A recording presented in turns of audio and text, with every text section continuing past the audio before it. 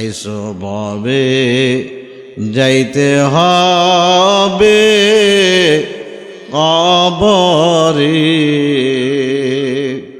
হিসাব নিকাশ দিতে হবে হাসরে।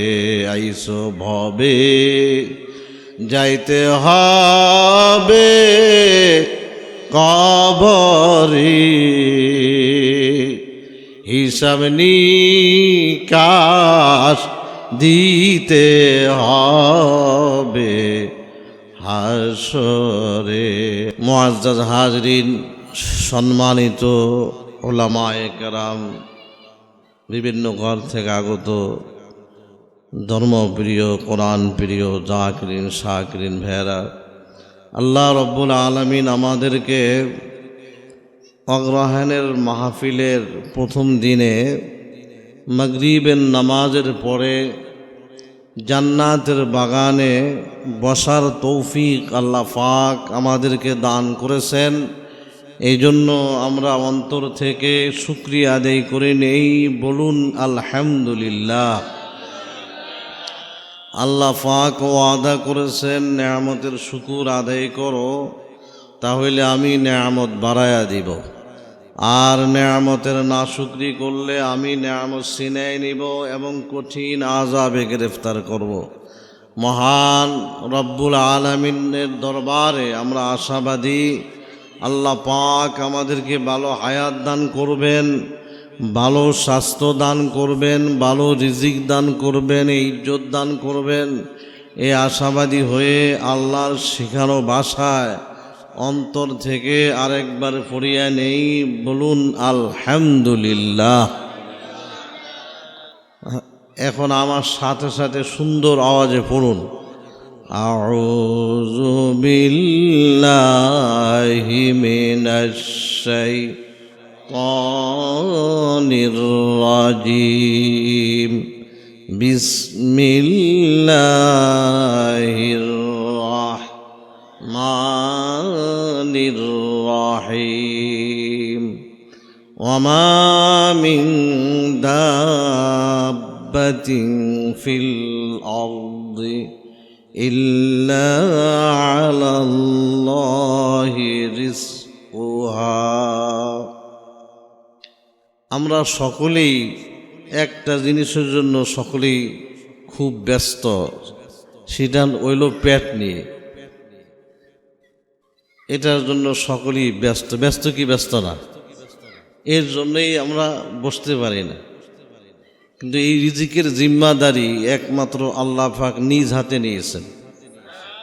মানুষের হাতে যদি রিজিক থাকতো, তাহলে যার সাথে যার শত্রুতা, সে তার রিজিক বন্ধ করে দিত কি দিত না?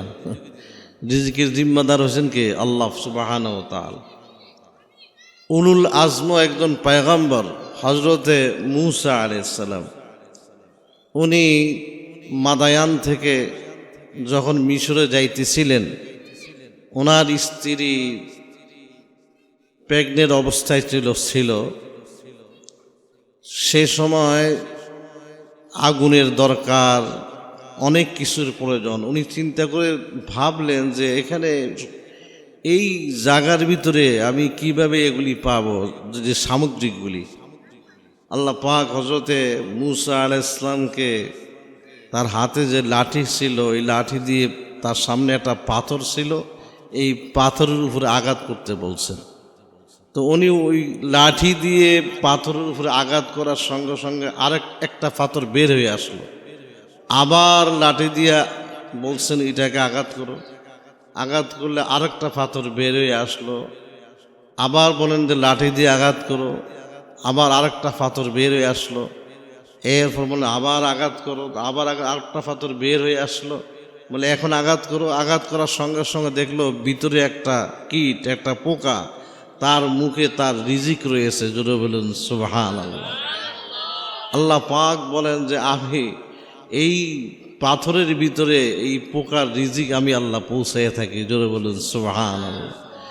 সমুদ্রের পাতাল দেশে একটা কীট, একটা পোকা যদি অসুস্থ হয়, ওইটা কিভাবে খাইবে কিভাবে শুইবে সেই সম্পর্কেও আল্লাহ পাক খবর রাখেন। জোরে বলুন সুবহানাল্লাহ। রিজিকের জিম্মাদারি কার হাতে?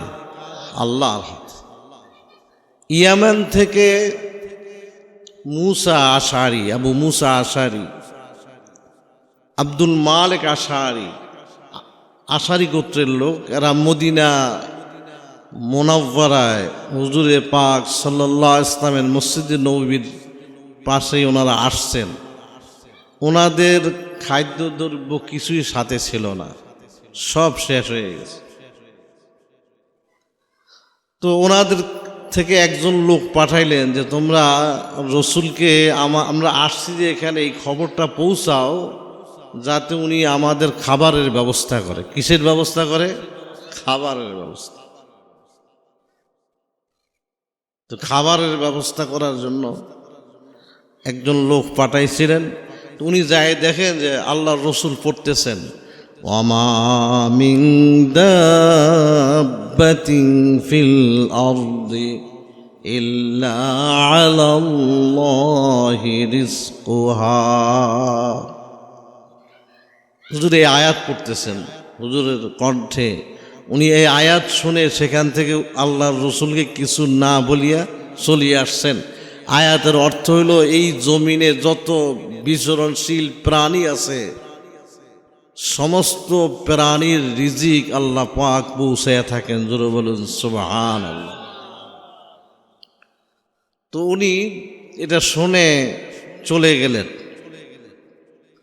উনি ওখানে যেতে না যেতেই পিছন দিক দিয়ে আরেকজনে আর 2-3 জনে মিলে এই গোশত রুটি নিয়ে ওখানে পৌঁছায় দিয়েছে। জোরে বলুন সুবহানাল্লাহ। উনি যে বললেন যে তোমাদের জন্য শুভ সংবাদ। তোমাদের জন্য কি? তো ওনারা বুঝতে পারছে যে আসলে আমাদের খাবারের ব্যবস্থা হয়েছে। কি হয়েছে? খাবারের ব্যবস্থা। তো রুটি আর গোশত পেয়ে ওনারা পেট ভরে খাইলেন সকলে। খাওয়ার পরে ওনারা বললেন যে এত সুস্বাদু খাবার তো জীবনে খাই নাই, গোশতে এত স্বাদ, রুটিতে এত স্বাদ, এরপরও গোশত রুটি রয়ে গেছে। তো এগুলি আবার রসুল হুজুরে পাক সাল্লাল্লাহু আলাইহি ওয়াসাল্লামের পাক দরবারে পাঠাই দিলে সেখানে যা বললেন যে হুজুর এই গোশতের রুটির স্বাদ এত বেশি, জীবনে আমরা এরকম গোশত রুটি খাই নাই, আপনি যেই গোশত রুটি পাঠাইয়াছেন। আল্লাহর হাবিব বললেন যে আমি গোশত রুটি পাঠাই নাই, এই রিজিক আল্লাহ পাক তোমাদের কাছে পৌঁছায় দিয়েছেন। রিজিক কার জিম্মায়? আল্লাহর জিম্মায়। হুজুরে পাক সাল্লাল্লাহু আলাইহি ওয়াসাল্লাম হুজুর বলেন কেউ যদি নামাজ 5 ওয়াক্ত পড়ে, যেই নারী পুরুষ, 1 নম্বরে তার রিজিকের অভাব থাকবে না। জোরে বলেন সুবহানাল্লাহ। রিজিকের অভাব দূর হয়ে যায়। যেই রিজিকের জন্য আমরা এত পেরেশান, এই রিজিকের জন্য সুদের উপর টাকা লাগায় কি লাগায় না? সুদ হালাল না হারাম? সুদ হারাম। সুদ কি? হারামে বরকত নাই। হারামে কি নাই? হালালে বরকত। হালালে কুত্তা একটা এই কতগুলি বাচ্চা বিয়ায়, এরপরে কুকুর পাওয়া যায়। গরু একটা বাচ্চা দেয়। গরু কয়টা বাচ্চা দেয়? একটা। কিন্তু এরপরে মানুষ কত জবাই করে খাইতেছে, এরপরে গরুর কোনো টান পড়ছে নাকি? টান পড়ে নাই। কারণ হালালে বরকত, হারামে কি নাই? বরকত নাই। ইমাম শাফি রহমতুল্লাহ আলাইহির ছাত্র ইমাম আহমদ ইবনে হাম্বল রহমতুল্লাহ আলাই, যে আহমদ ইবনে হাম্বল রহমতুল্লাহ আলাই ইমাম বুখারীর উস্তাদ। কার উস্তাদ? ইমাম বুখারীর উস্তাদ। আর ইমাম শাফির হলো কি? ছাত্র। তো ইমাম শাফি রহমতুল্লাহ আলাইহির ছাত্র ইমাম আহমদ ইবনে হাম্বল রহমতুল্লাহ আলাই। ওস্তাদ ছাত্রের প্রশংসা করে। ওস্তাদ কি করে? ছাত্রের প্রশংসা করে। অনেক সময় ছাত্র ওস্তাদের কাছে প্রিয় হয়ে যায়, কারণ ছাত্র ওস্তাদের কথা মানতে মানতে ছাত্র নেককার হয়, সলিহীন হয়, আল্লাহর ওলি হয়, বড় আলেম হয়। মুহাক্কিক হয়, মুদাক্কিক হয় কি হয় না? ইমাম শাফি রহমতুল্লাহ আলাই তার এই ছাত্রের প্রশংসা তার মেয়েদের কাছে, তার এই যেখানে 10 জন ছাত্রদের কাছে, সকলের কাছে খালি প্রশংসা করেন। কিছুদিন পরে উনি ইমাম আহমদ ইবনে হাম্বল রহমতুল্লাহ আলাইকে চিঠি লিখলেন যে তুমি আমার বাড়িতে বেড়াইতে আসো, আমার বাড়িতে বেড়াইতে আসো। ইমাম আহমদ ইবনে হাম্বল রহমতুল্লাহ তারিখ দিলেন, ঠিক ওই দিন উনি আসছেন। আসার পরে ওনার জন্য ভালো খাবারের আয়োজন করেছেন। এই খাবারের আয়োজন করে এবং ভালোভাবে থাকার ব্যবস্থা করলেন এবং রাত্রে তাহাজ্জুদ পড়ার জন্য পানির ব্যবস্থা করে রেখে দিয়েছেন। এশার নামাজ ইমাম শাফি রহমতুল্লাহ আলাই আর ইমাম আহমদ ইবনে হাম্বল রহমতুল্লাহ আলাই একসাথে পড়লেন, এরপরে খাবার খাইলেন। ইমাম আহমদ ইবনে হাম্বল রহমতুল্লাহ আলাই সব খাবার দ্রুত খেয়ে ফেললেন, একটু রাখলেন না। রাত্রে ছিলেন, ফজর নামাজ পড়ছেন। ইমাম শাফি রহমতুল্লাহ আলাইয়ের মেয়েরা যায় দেখলো যে পানি যে দিলাম সেগুলির কি অবস্থা। আর যখন যখন ফজর নামাজ পড়তে গিয়েছিলেন তখন দেখলেন যে খাবারও সব খেয়ে ফেলছে, পানিও যে পানি দিয়েছিলাম পানি আছে, উজু করে নাই। তো ফজরের নামাজের পরে এশা করে যখন ইমাম শাফি রহমতুল্লাহ ঘরে আসছেন, তো আসলে মেয়েরা বলতেছে আপনি আপনার ছাত্রের এত প্রশংসা করলেন, কিন্তু সে তো রাত্রে তাহাজ্জুদ পড়ে নাই, খাবার যা দিয়েছি সব খেয়ে ফেলছে। ইমাম শাফি রহমতুল্লাহ আলাই আহমদ ইবনে হাম্বল রহমতুল্লাহ আলাইকে বললেন, আহমদ রে তুমি কবে পরিবর্তন হয়েছো? না হুজুর আমি তো আগের মতোই আছি। তো তাহলে তোমাকে যে খাবার দেওয়া হয়েছে ওই খাবার তুমি দ্রুত খেয়ে ফেলছো, সব খাবার খেয়ে ফেলছো। তোমাকে যে তাহাজ্জুদের পানি দেওয়া হয়েছিল ওই পানি যেই জায়গায় সেই জায়গায় রয়ে গেছে, তাহলে তুমি তাহাজ্জুদ পড়ো নাই। আহমদ রে তুমি কবে পরিবর্তন হয়েছ? ইমাম আহমদ ইবনে হাম্বল রহমতুল্লাহ আলাইহি বলেন, হুজুর আমি পরিবর্তন হই নাই। আমি যখন দেখছি খাবার আপনার ঘরের খাবার, ওই খাবারের উপরে দেখি আসমান থেকে বরকতের নূর, রহমতের নূর পড়তেছিল, খানাগুলি নুরানি হয়ে গিয়েছিল। হুজুর আমি খাবার তো খাই নাই, আমি সব নূর বক্ষণ করেছিলাম। এই জন্য নূর থাকার কারণে তাড়াতাড়ি খেয়ে ফেলছি। আর এই খাবার খাওয়ার পরে শুইতে গিয়ে আমার একটা আয়াত জেহেনের ভিতরে আসছে, ওই আয়াত থেকে আমি 100 মাসালা বের করেছি। হুজুর রাত্রে আমি ঘুমাই নাই, তাহাজ্জুদ পড়েছি, ওই এশারের ওযু দিয়ে আমি ফজরের নামাজ আদায় করেছিলাম হুজুর, যার কারণে আমার ওযুর পানির প্রয়োজন হয় নাই। হালাল খাবারের ভিতরে বরকত, হারামের ভিতরে বরকত নাই। হালাল খাবার খাইলে তাহাজ্জুদের তৌফিক হয়, জিকিরের তৌফিক হয়, মাওলার সঙ্গে সম্পর্ক হওয়ার তৌফিক হয়, আল্লাহর ওলি হওয়ার তৌফিক হইয়া যায়। দারুল উলুম দেওবন্দে আব্দুল্লাহ নামে এক রাখাল, সে ঘাস কাটত, ঘাস কেটে বাজারে বিক্রি করত। তার একটা প্রসিদ্ধ সুনাম ছিল, এই ঘাস যে গরুরে খাওয়ায় ওই গরুর দুধ বেশি হইত। তো ওই ঘাস খাওয়াইয়া দুধ বেশি হইতো, মানুষে খায়, ঘাস কিনা তাড়াতাড়ি নিয়ে যাইত। তো উনি ওই ঘাস বিক্রির টাকারে 3 ভাগ করতেন। 1 ভাগ নিজের সংসারে ব্যয় করতেন, 1 ভাগ গরিব মিসকিনদেরকে দান করে দিতেন, আর 1 ভাগ টাকা জমা করে রাখতেন। যখন 1 বছর পরে কিছু টাকা হইতো, ওই টাকা দিয়ে ওলামায়ে কেরামদেরকে দাওয়াত দিয়ে উনি আহার করাইতেন, খাবার খাওয়াইতেন। দেওবন্দের কাসেম নানুতুবি রহমতুল্লাহ আলাইহির সময়, ওই সময় যারা ছিলেন প্রায় হুজুররা অপেক্ষা থাকতেন তার দাওয়াতের জন্য। কারণ ওই আব্দুল্লাহর ঘরে দাওয়াত খেলে পুরা বছর তাহাজ্জুদের নামাজ কাজা হইত না,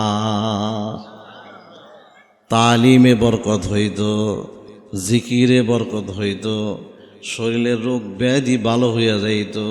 এই জন্য আব্দুল্লাহর দাওয়াতের অপেক্ষায় হযরত ওলামায়ে কেরামগণ অপেক্ষা করতেন, কোন দিন আব্দুল্লাহর দাওয়াত আসবে।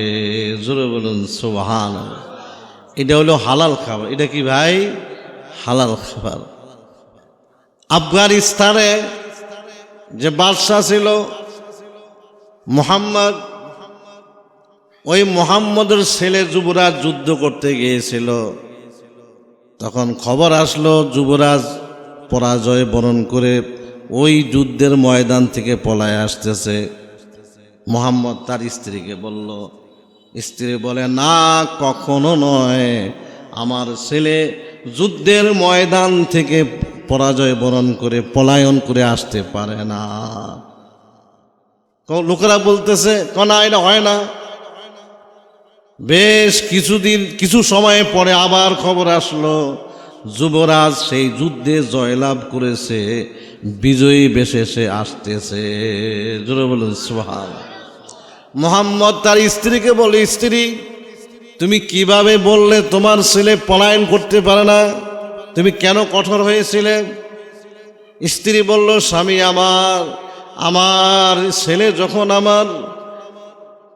আমার গর্ভে ছিল তার আগের থেকে সবসময় আমি হালাল হারামকে তমিজ করে চলতাম, কখনো হারাম মাল আমি ভক্ষণ করি নাই। কারণ হারাম মাল ভক্ষণ করি নাই, হালাল ভক্ষণ করেছি। আমার ছেলে আমার গর্ভে ছিল, এই ছেলে কখনো পরাজয় বরণ করতে পারে না। জোরে বলুন সুবহানাল্লাহ।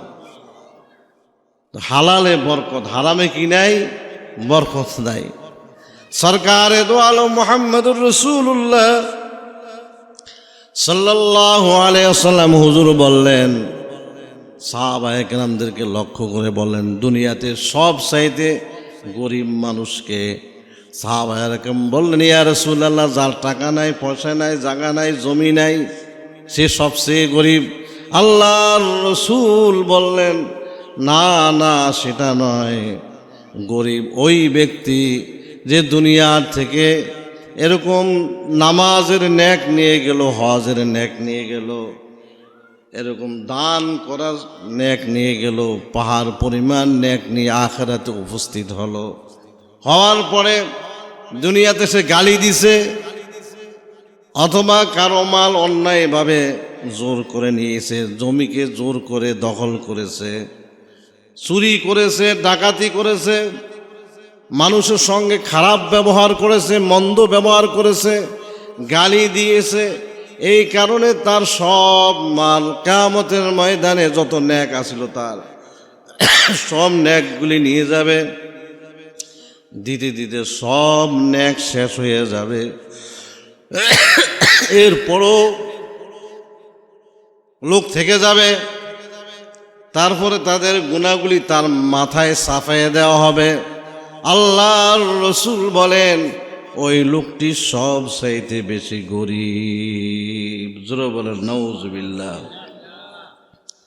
এই জন্য আমার প্রিয় ভাইরা, বাবাজিরা, ও আমার মা বোনেরা, হালাল হারামকে তমিজ করে চলেন, হালাল পথে চলেন।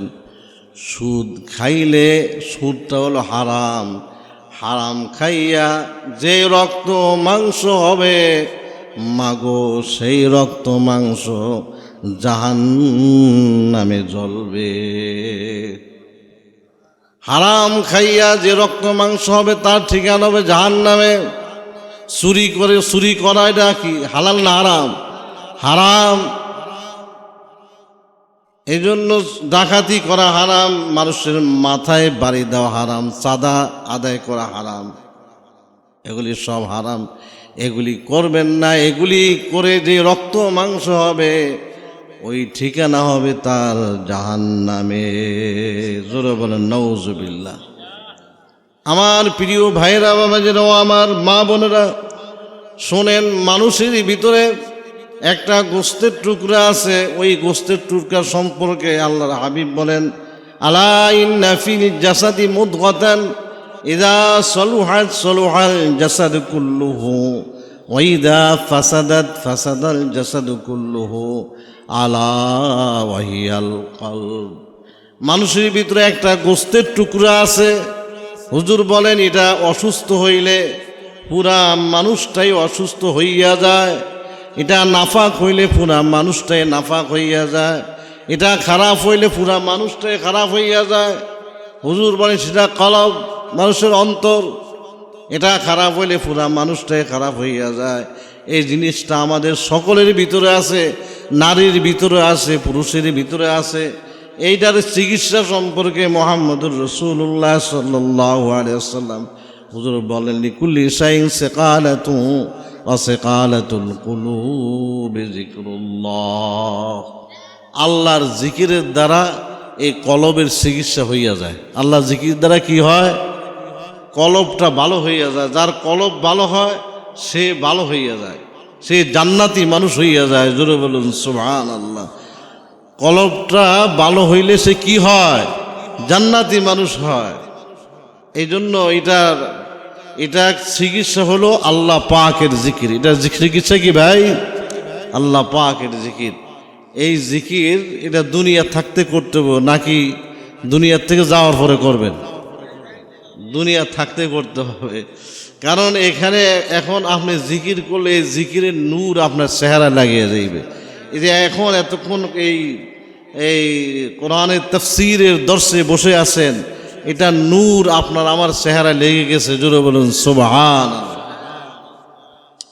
তো জিকির করলে দিল পাক হয়, দিলের রোগ ভালো হয়, দিল সাফ হয়। কে বলেছেন?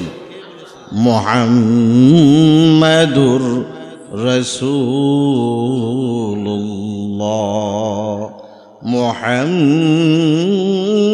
মুহাম্মাদুর রাসূলুল্লাহ, মহা সংবাদদাতা।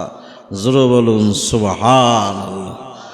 কিছু সময় আমরা আল্লাহ পাকের জিকির করব। রাজি আছি না? হ্যাঁ, সুবহানাল্লাহ। তুমি পাক, তুমি আলহামদুলিল্লাহ, সমস্ত প্রশংসার যোগ্য তুমি। আল্লাহু আকবার, সবার বড় তুমি। লা ইলাহা ইল্লাল্লাহ, ইবাদতের উপযুক্ত তুমি। ইল্লাল্লাহ, শুধু তুমি। আল্লাহ, আল্লাহকে আমি দেখিয়ে দেখিয়ে রাখতেছি। আমি দেখি বা না দেখি, আল্লাহ আমাকে দেখিতেছেন। এই খেয়ালের সাথে কিছু সময় আল্লাহ পাকের জিকির করব। সুবহানাল্লাহ পড়লে, একবার সুবহানাল্লাহ পড়লে 70টা নেকি আমলনামায় জমা হইয়া যায়, 70টা গুনাহ মাফ হইয়া যায়। 70 বছর সে আল্লাহর জান্নাতের দিকে আগায়া গেল। হুজুর বলেন, তাসবিহাতুন ওয়াহিদাতুন খায়রুম মিনাদ দুনিয়া ওয়া মা ফিহা। একটা তসবিহ পড়ায় তামাম দুনিয়ার স্বর্ণ দিয়া ভরিয়া দিয়ে আল্লাহর রাস্তা দান করলো যেই নেকি, তার সেই বেশি নেক আল্লাহ পাক তার আমলনামায় দিয়ে দিবেন। একটা তাসবিহ সুবহানাল্লাহ পড়ছেন, এটা জান্নাতের ভিতরে একটা গাছ লাগিয়ে গেছে। আল্লাহর হাবিব বলেন, কেউ যদি সুবহানাল্লাহ পড়ে জান্নাতের ভিতরে এত বিশাল বড় গাছ লাগিয়া যায় এবং তার ছায়াটা ছিটকে পড়ে। একটা আরবি ঘোড়া, একটা তেজি ঘোড়া যদি 500 বছর পর্যন্ত দৌড়ায়, শুধু দৌড়াইতে থাকে দৌড়াইতে থাকে, তারপরও ওই ছায়া সে অতিক্রম করতে পারবে না। জোরে বলেন সুবহানাল্লাহ। এই সুবহানাল্লাহ বলছেন, আরেকটা গাছ লাগিয়ে গেছে। যতবার সুবহানাল্লাহ বলবেন ততবার গাছ লাগিয়া যায়। তো আসুন আমরা কিছু সময় আল্লাহ পাকের জিকির করব ইনশাআল্লাহ তাআলা।